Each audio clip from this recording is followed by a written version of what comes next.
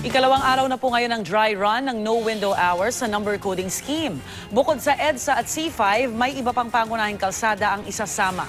Mula sa EDSA Cubao, may live report si Von Aquino. Von.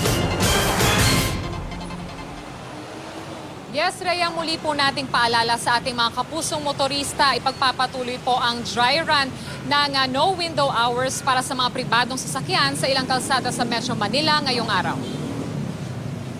Ibig sabihin alas 7 ng umaga hanggang alas 7 ng gabi na bawal dumaan sa mga pangunahing kalsada ang mga sasakyang coding. Tulad ngayong araw ng Huwebes, ito yung mga sasakyang may plakang nagtatapos sa 7 or 8. Wala na muna iyong window hours na alas 10 ng umaga hanggang alas 3 ng hapon na dati ay maaari silang dumaan. Ipatutupad ito sa EDSA at C5 Road mula SLEX hanggang sa panulukan ng Commonwealth Avenue at Luzon Flyover. Ayon kay MMDA Chairman Tim Orbo, simula Lunes, kasama rin ang Rojas Boulevard at Alabang Zapote Road. At dahil dry run lamang, hindi mo napapatawan ng tiket ang sino mang lalabag sa number coding scheme at sa halip ay paalalahanan lamang ang mga motorista.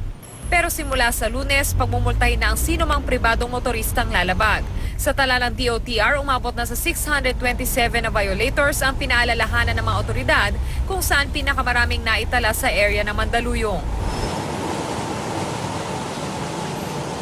Rhea, ang dry run ay hanggang Biyernes lamang. Pero pagdating ng Lunes, October 17, ay mahigpit na ipatutupad itong no window hours policy. Ibig sabihin, ay papatawan na ng tiket yung mga lalabag dito. Itong no window hours ay magtatagal hanggang matapos ang holiday season sa January 31, 2017. Rhea?